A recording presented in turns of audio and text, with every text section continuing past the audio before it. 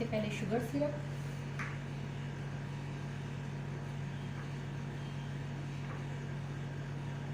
ये sugar syrup ना outer area में ज़्यादा लगाएगी क्योंकि हवा लगने से ये हिस्सा टाइट होता है, बीच वाला तो बाद में हो जाता है, ये पहले होता है क्योंकि सबसे पहले इधर ही हवा लग रही है चारों तरफ इसमें।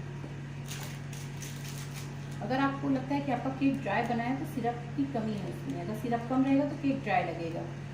देखिए इस तरह से सबसे पहले बाहर बाहर इस तरह से, बीच बीच में नहीं लगाना चाहिए, इसमें नोजल में चीज़ क्रीम फंस गई है।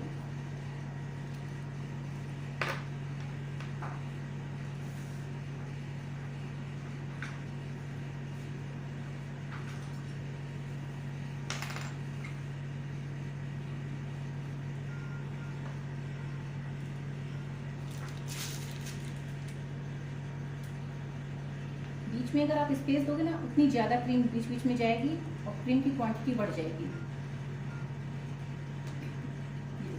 ये पूरे में आया, कहीं होल भी नहीं है जिससे हमें स्प्रेड भी नहीं करना है। दूसरी लेयर हल्का सा प्रेस करेंगे नीचे वाली अपने आप स्प्रेड हो जाएगी। और सिरप, अगर आप स्पॉन्ज में एसेंस डालना भूल गए हैं तो सिरप में डाल दीजिए, उसका फ्लेवर अंदर तक चला जाएगा।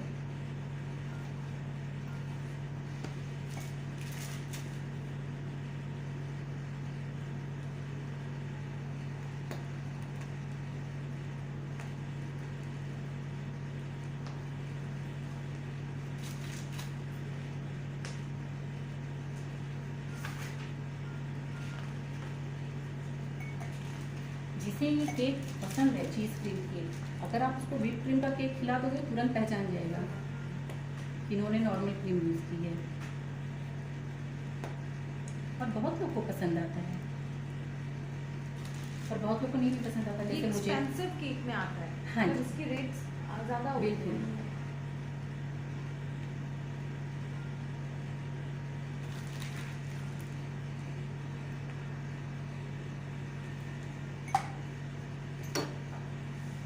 सेंटर में रखा, थोड़ा सा मुंह खुला, ये चीज़ सेंटर में ही होना चाहिए, आगे पीछे नहीं, यहाँ।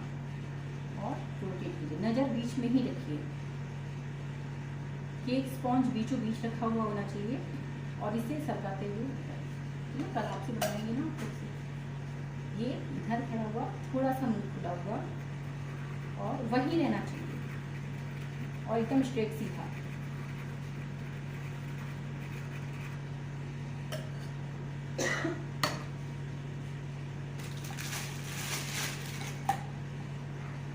मैंने सुना है जैसे एक्टिंग करते हैं तो ये जो पैलेट नाइफ है उसको कई लोग जो गर्म पानी में उसको डिप कर नहीं, वो जब हम चॉकलेट वाला बनाते हैं ना, गनाश वाला, उसमें जब हमें सिर्फ चॉकलेट की आइसिंग करनी होती है और उसमें चॉकलेट की क्वांटिटी ज़्यादा होती है, क्रीम की क्वांटिटी बहुत कम होती है, मतलब 1 पार्ट आपका क्रीम होता है, 2 पार्ट चॉकलेट होती है। तो उसमें क्या होता है, क्रीम की क्वांटिटी कम होने की वजह से गर्म गनाश तो हम यूज़ नहीं कर सकते, पहले हमको रूम टेम्परेचर पर लाना पड़ता है। और जब रूम टेम्परेचर पर लाएंगे तो वो टाइट हो जाता है क्योंकि चॉकलेट की क्वांटिटी ज़्यादा होती है। तब हम इस पर डालते हैं और जब हम पहले खाएँ तो उसको फैलाएंगे ना तो थिक होने की वजह से फैलता नहीं है। व्हिप क्रीम का ही मैंने नहीं, यूट्यूब में देखा था कि व्हिप क्रीम में उसको शार्प करने के लिए, उसको स्मूथ नहीं, दिखाने वो मैं बताती हूँ। वो जब आपका व्हिप क्रीम बहुत ड्राई हो जाती है, मैंने बताया था ना पहले दिन व्हिप क्रीम ड्राई हो जाती है, वो जिसमें भी किया वो ऐसा नहीं था। वो अगर आप क्रीम के ऊपर गर्म चीज़ यूज़ करोगे तो वो मेल्ट हो जाएगी।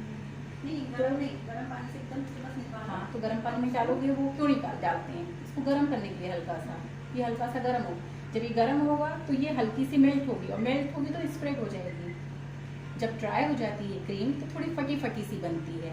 तो कुछ लोग मैं तो क्या करती हूँ, हल्का सा पानी स्प्रे करती हूँ और पैलेट नाइफ से करती हूँ, स्मूथ हो जाती है। और आप गर्म पानी में डाल के करोगे तो उसमें कंडीशन में आपकी क्रीम गर्म से मेल्ट होगी, तो मेल्ट होगी तो स्प्रेड होगी, फैलेगी, और फैले होगी तो जो भी होल रहेंगे वो सारे कवर हो जाएंगे। ये होता है। तो बल्कि आप हल्का सा पानी स्प्रे करो, गर्म पानी नहीं।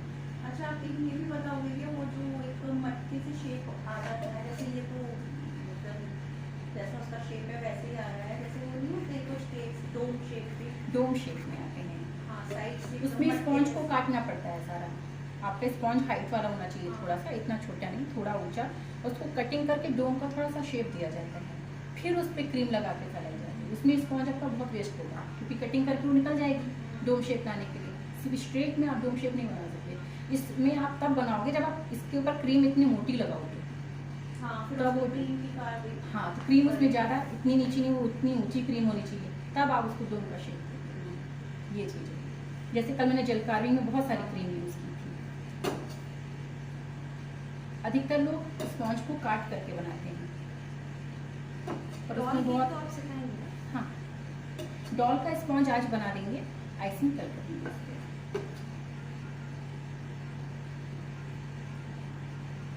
और आपका जैसे ये रफ हो रहा है ना, हल्का सा इसको रख के इसको 4-5 बार इस तरह से रोटेट कीजिए। धीरे धीरे वो इसके रगड़खाने से जैसे गर्मी पैदा होती है ना, वो अपने आप फ्लैट होने लग जाएगा।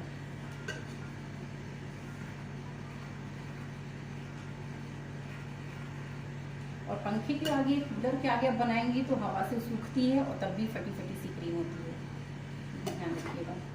डायरेक्ट हवा नहीं लगनी चाहिए। ठंडी जगह पे बनाइए, गर्म जगह पे नहीं, लेकिन डायरेक्ट हवा नहीं लगनी चाहिए क्रीम पर। ये हो गया, ठीक है। और अब हम इसे बोल पे पहले शिफ्ट कर लेते हैं।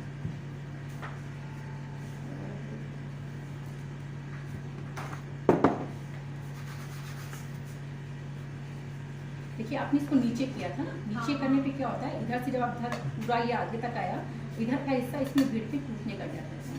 या तो आप बैलेंस बनाइए इस नाइफ को यहाँ आधे से पूरा आगे तक, थोड़ा आगे तक, सिर्फ बीच में नहीं, यहाँ तक इसको अंदर घुसाइए। फिर इसको धीरे से करके इस बोर्ड पे रोटेटिंग टेबल से उठाइए, फिर उसको बैलेंस बना के यहाँ पे लाइए। और मैं सरका के बताती हूँ, अगर आप उठा नहीं पा रहे हो तो साइड से ऐसे करते हुए इसे अंदर किया, ठीक है। अगर आपको लग रहा है हम उठाएंगे तो गिर जाएगा, इसे आप धीरे से सरकाते हुए, ये देखिए दिखा रही हूँ, यहाँ लगाए, ठीक है। आपने यहाँ लगाया, यहाँ नहीं लगाइए, इसको हल्का सा उठाइए, पैलेट नाइफ को यहाँ लगाइए और इसे खींच के यहाँ, ठीक है।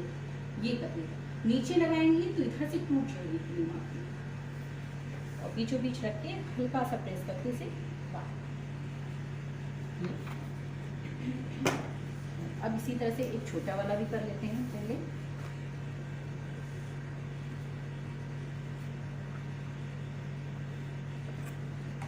इसमें भी एक ही कट लगा रहे हैं।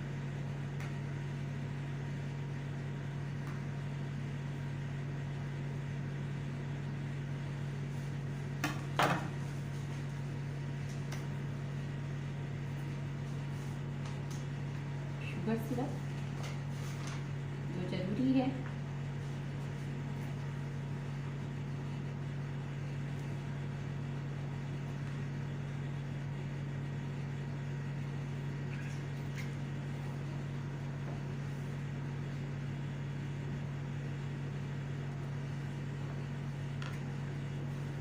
और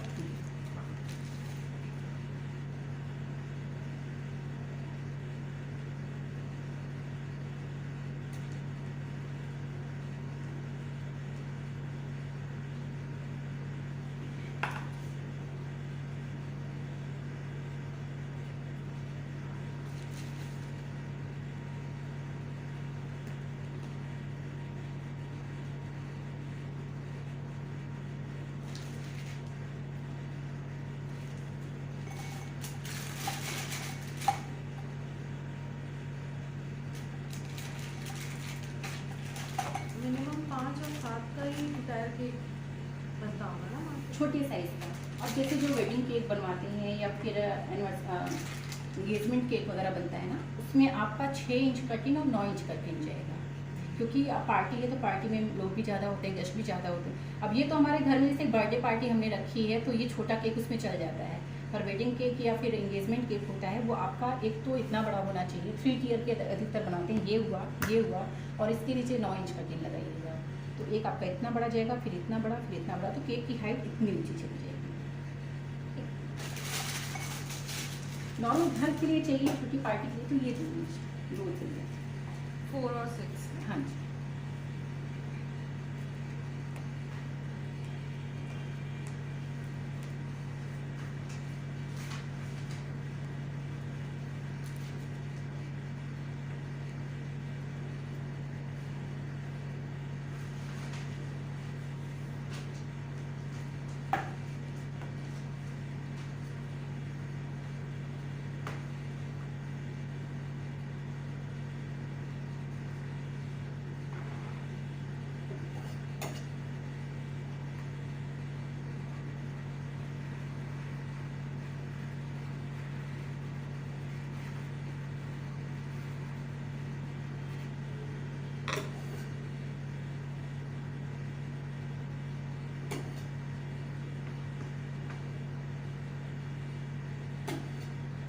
सिर्फ नीचे से ऊपर नहीं लगेगा, सीधा, सिर्फ सीधा।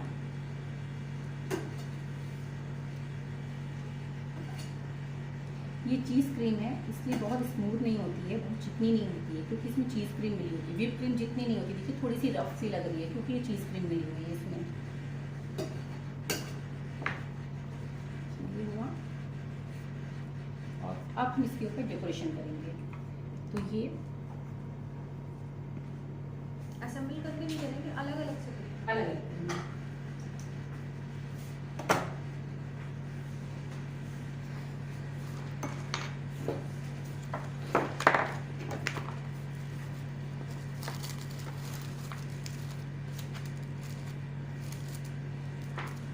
देखिए ये एक छोटा सा हमने सर्कल काटा है, जितना बड़ा आपका केक है, डिज़ाइन आप पे इच्छा, आपकी इच्छा पे है। जैसे या तो आप हाफ सेमी में इसको डाल दीजिए वेलवेट, हाफ इसको प्लेन रहने दीजिए, एक वो डिज़ाइन कर सकते हैं। एक एक हमने छोटा सर्कल काटा, इसके बीच में हमने रखा इस तरह से, और ऊपर से हम वेलवेट डाल रहे हैं। तो सर्कल अभी प्रेस नहीं हो रहा, नहीं, उसको चिपकाना नहीं है, अभी हटा देंगे। वो इसलिए कि जब हम पेपर हटाएंगे तो बीच में व्हाइट कलर का सर्कल बना रहेगा, और साइड साइड में सारा ये वेलवेट बच जाएगा। अब हम डायरेक्ट हाथ से डालेंगे अगर बिना पेपर लगाए तो वो एकदम परफेक्ट नहीं आएगा सर्कल, इसीलिए। और हमेशा देखिए इसको छान के डालना चाहिए। अगर आप डायरेक्ट इसको डालोगे ना तो ये मोटे मोटे हैं, कहीं मोटा कहीं पतला ऐसे गिरेगा। तो हमेशा जब भी हमें, आपने देखा होगा मैं इसको बनाती हूँ, अगर मेरा वीडियो देखा होगा, इसको हमेशा हम छान के डालते हैं। और जब तक ये व्हाइट वाला पार्ट इसका पूरा कवर ना हो जाए, इतना इसको वेलवेट हो जाती है।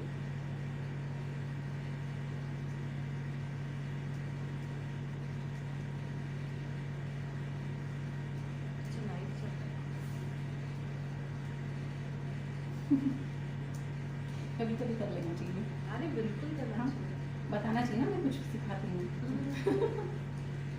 ये देखिए इसको हमने पूरा कवर कर लिया ऊपर से,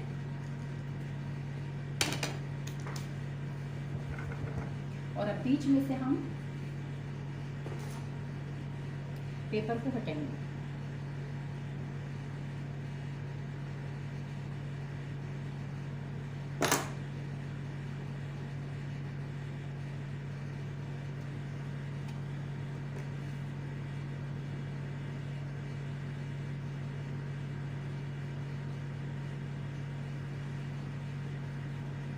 ये सर्कल बन गया। अगर हम पेपर नहीं लगाते तो ये बराबर सर्कल नहीं आता। ये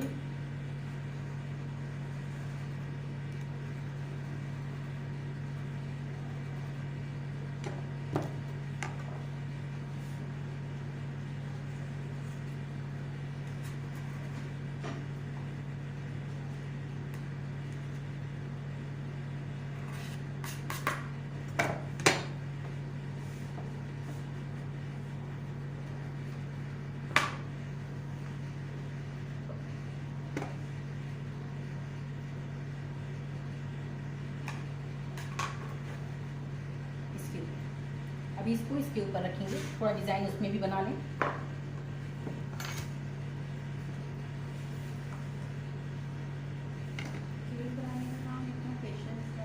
हाँ, पेशेंस बहुत जरूरी है, ये बात आप सही कह रही है। अगर पेशेंस नहीं रहेगा तो फिर ये क्यों कर रही है, अब इसमें क्या डाल रही है, छूना स्टार्ट कर देते हैं। बेटी भी है ना, इसी तरह से इस पे भी सर्कल लगाया।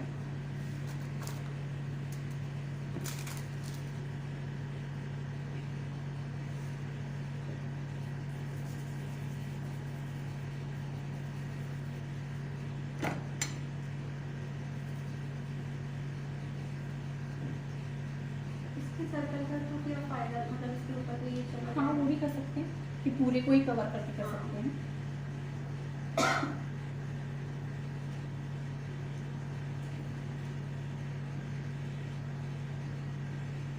बट एक फॉलो करने से क्या होता है, फिनिशिंग रहती है।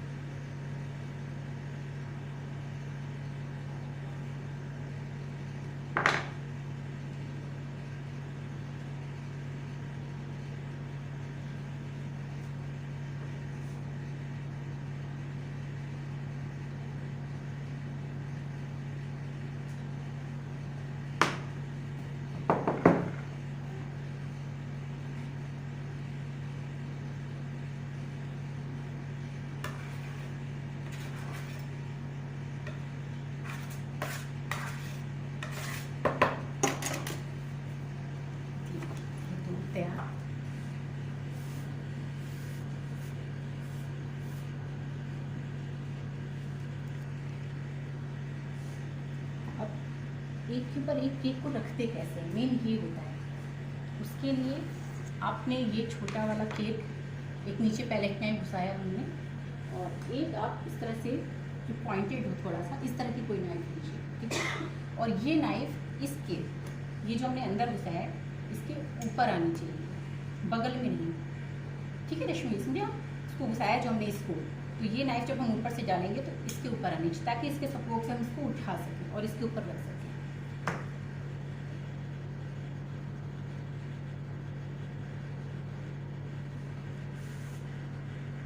यहाँ रखा, हल्का सा इसे ऊपर वाली नाइफ के लिए से रुका हुआ ही सरक नहीं रहा है, हम नीचे से नाइफ निकाल रहे हैं।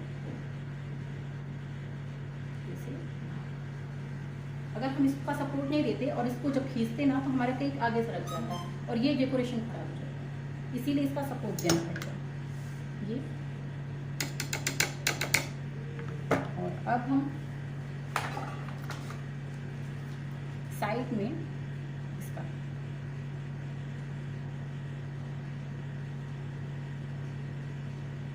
इसमें क्रीम से बॉर्डर नहीं बने, या तो आप इसी वेलवेट से पूरा कवर कर दीजिए, एक तो होता है पूरा केक कवर हो जाता है, ये हम कहीं वाइट कहीं रेड करके बना रहे हैं।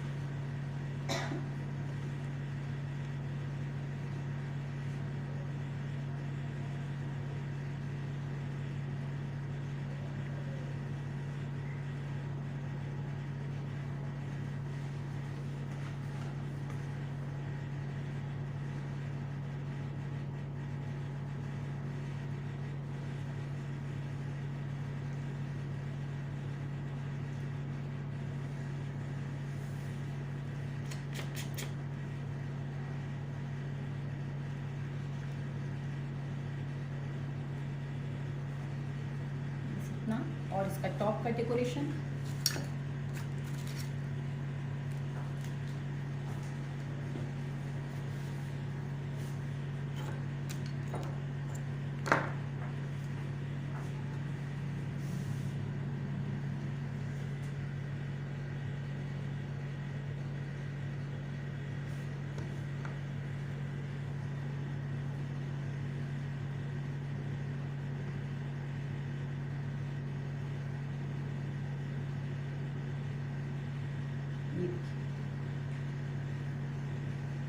सबसे सिंपल और सबसे खूबसूरत केक होता है, रिच केक में आता है रेड वेलवेट केक। और इसका डेकोरेशन में कुछ भी क्रीम वगैरह से कोई बॉर्डर नहीं बनता है, इसमें सिर्फ वेलवेट का सारा यूज होता है।